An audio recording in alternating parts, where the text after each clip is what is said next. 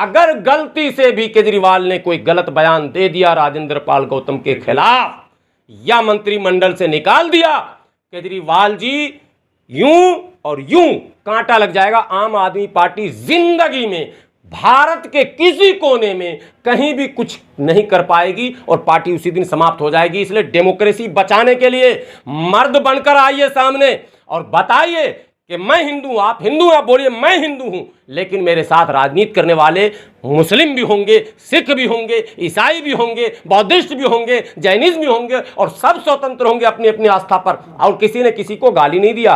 राजेंद्र पाल गौतम ने कहीं कोई अपमान किया क्या? उसने ये कहा है कि मैं आज से फला देवी देवताओं को नहीं मानता। ये तो इस्लाम के मानने वाले भी नहीं मानते, क्रिश्चियन भी नहीं मानते, सिख भी नहीं मानते। तो क्या करोगे, सबको जेल भेज दोगे क्या? ऐसा नहीं होता भाई।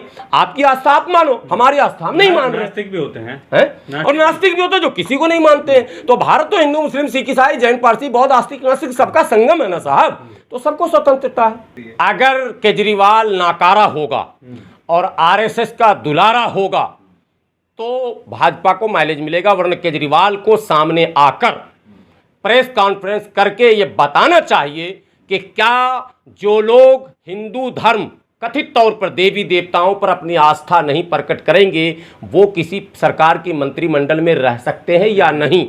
अगर राजेंद्र पाल गौतम मंत्री नहीं रह सकते हैं तो इमरान हुसैन कैसे मंत्री रहेंगे?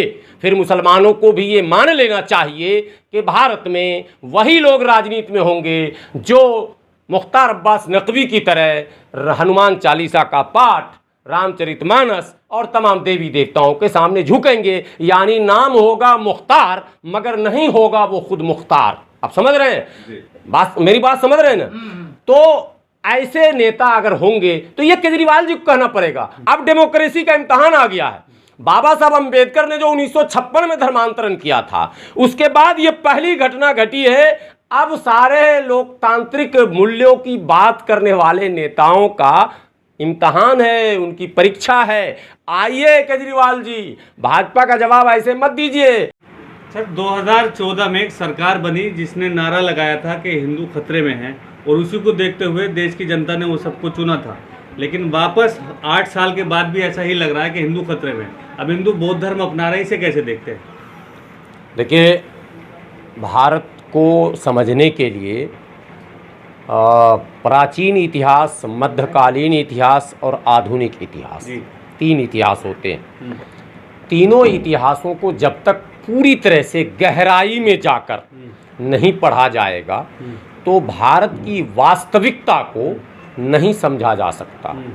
दुर्भाग्य से भारत में टीवी चैनलों पर बैठने वाले लोग, जिसमें आप, जब मैं बोलूँगा तो आप कहेंगे आप भी जाते हैं तो मैं भी शामिल कर लेता हूँ पहले ही, टीवी चैनलों पर बैठने वाले लोग, अखबारों में आर्टिकल लिखने वाले लोग और मंचों पर भाषण देने वाले लोग, भारत में कहीं कहीं गिने चुने इक्के दुक्के ऐसे इतिहासकार या जानकार मिलते हैं जो भारत को गहराई से समझते हैं। यानी कि प्राचीन इतिहास, मध्यकालीन और आधुनिक इतिहास, तीनों इतिहास पर जिनकी पकड़।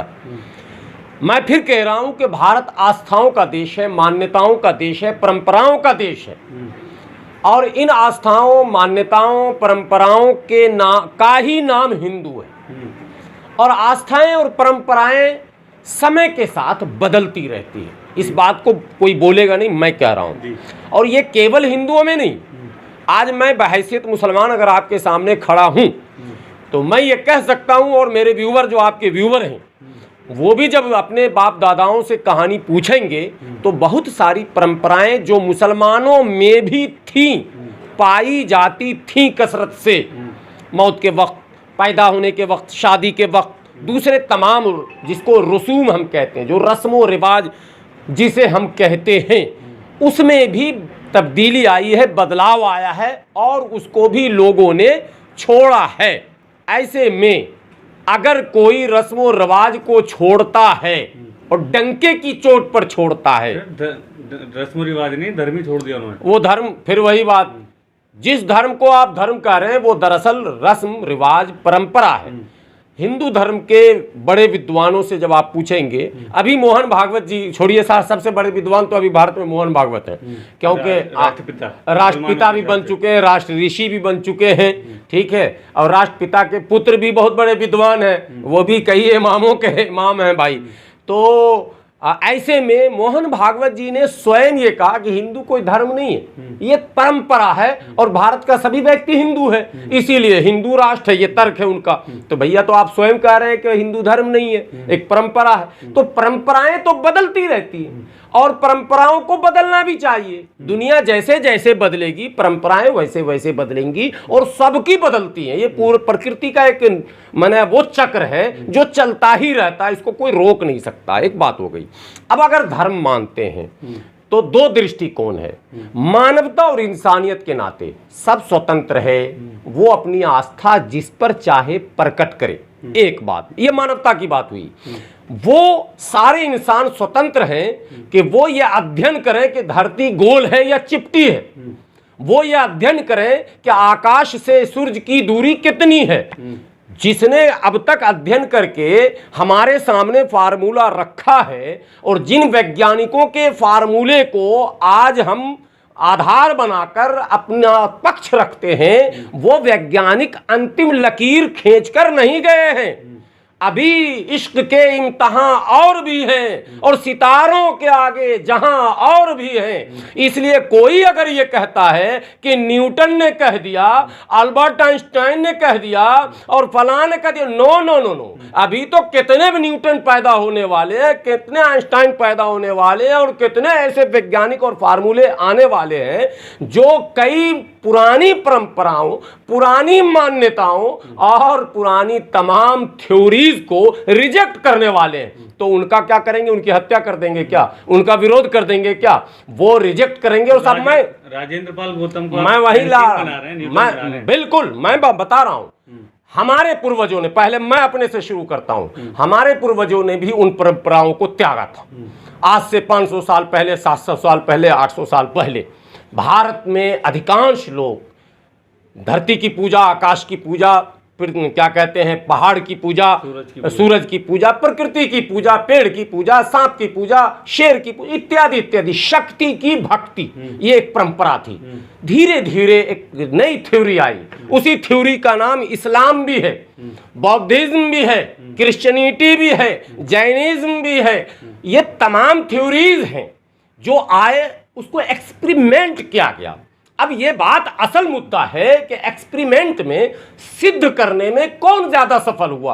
अगर क्रिश्चियनिटी सफल हुई तो दुनिया के अधिकांश लोगों ने क्रिश्चियनिटी को स्वीकार किया, इस्लाम सफल हुआ तो दुनिया के अधिकांश लोगों ने इस्लाम को स्वीकार किया, बौद्धिज्म सफल हुआ तो दुनिया के लोग बौद्धिज्म की तरफ जा रहे हैं। तो सारे लोग प्रकृति के नियमों के अनुसार स्वतंत्र हैं। उनको आप कहेंगे नहीं मेरे नियम को मानो, तो वो कहेगा आप सिद्ध करके दिखाओ, एक्सपेरिमेंट करके दिखाओ। यही फार्मूला होता। आप यदि सिद्ध करेंगे तो वो मानेगा, और उसके आपके सिद्ध करने के फार्मूले को काट कर, रिजेक्ट कर, वो उससे बेहतर फार्मूला अगर आपको दे देगा तो आपको स्वीकार करना तो होगा। धर्म का यही खेल है। इस्लाम जब भारत में आया तो उसने एक्सपेरिमेंट किया। भेदभाव, छुआछूत, ऊंच नीच, अगड़ा पिछड़ा, मानवता के नाम पर किसी को कलंकित करना, अपमानित करना, उसे क्या कहते हैं, इंसानियत के जो क्या कहते हैं मकाम हैं, उससे उसको पीछे ढकेल देना और जानवरों से भी बदतर बना देना। नहीं, हिंदू राष्ट्र था भारत, कभी नहीं था। अभी तो कहा है सर मोहन भागवत जिस दृष्टि में कर, मैं यही पूछ रहा हूँ कि एक बार बोले ना कि कौन सा हिंदू राष्ट्र, वो तो घुमा देते हैं बात को कि नहीं संविधान ही रहेगा, हिंदू राष्ट्र का मतलब है यहाँ सब हिंदू है इसलिए हिंदू राष्ट्र है, ये कहना उनका। यही समस्या नहीं है आपसे, आप लोग जनसंख्या भी बढ़ा रहे हो इसलिए परेशान। हाँ, ये बातें बहुत सही आपने कही है। मोहन भागवत जी ने इस ओर इशारा भी किया है। लेकिन मैं कल ही एक चैनल पर था, बड़े चैनल पर, और यही इशू था, तो मैंने साफ शब्दों में कहा कि देखिए कोई भी पॉलिसी अगर देश के लिए बनता है, सबके लिए, सब शब्द है, तो उसका स्वागत किया जाएगा। किसी पॉलिसी को बनाते वक्त अगर आपने उसका एंगल मुसलमान की तरफ घुमा दिया, जिंदगी भर विवाद होगा। दरअसल आपको पॉलिसी बनानी नहीं है, विवाद ही खड़ा करना, आपको विवाद खड़ा करना है। मैंने कहा कि जो मोहन भागवत जी आज कह रहे हैं, जो मोहन भागवत जी आज कह रहे हैं कि समग्र सत्ता के साथ और सब मैंने को समाहित करके एक मैंने फैमिली प्लानिंग की पॉलिसी बनाई जाए। मैंने कहा उसी मोहन भागवत जी के चेले मानने वाले इसी पार्लियामेंट के सामने जंतर मंतर पर बैनर लगाकर और पोस्टर लगाकर और मंच लगाकर भाषण दे रहे हैं कि जनसंख्या वृद्धि का कारण केवल और केवल मुस्लिम है, और गाली दी गई है।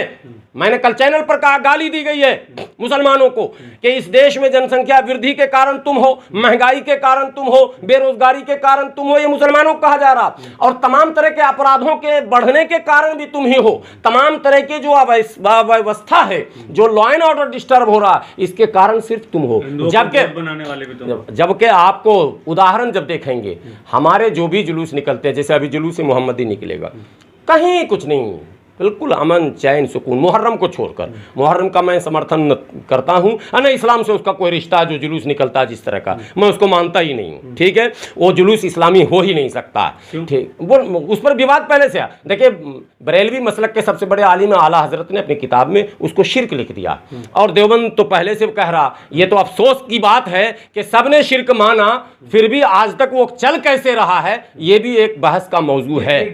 ये एक अलग डिबेट है जिस पर कभी इंशाल्लाह बात होगी। लेकिन बाकी तमाम, जैसे ईद की नमाज, हम नहा धोकर जाते हैं, अतर लगाते हैं, खुशबू लगाते हैं, बच्चों को प्यार से साथ मिलाते, सीधे ईदगाह जाते हैं, और ईदगाह से सीधे आते हैं, गले मिलते हैं, कहीं हो ही नहीं, नारेबाजी है ही नहीं। बकरीद का वही हाल, और ईद मिलादुन नबी का जो जुलूस है, अल्हम्दुलिल्लाह इसमें भी कहीं कोई उपद्रव नहीं। अब आप नहीं, ये सवाल कंप्लीट पहले जवाब ले लीजिए।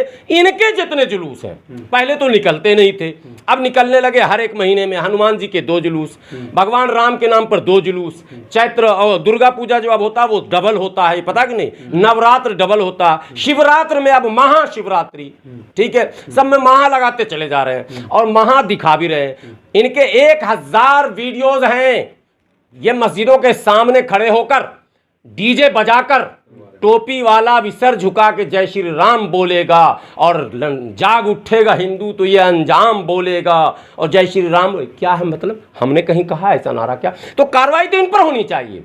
तो कार्रवाई इन पर इसलिए नहीं होती कि इनको पोलराइज करना है, इसी पर राजनीति करनी है, इसलिए ये इशू नहीं है।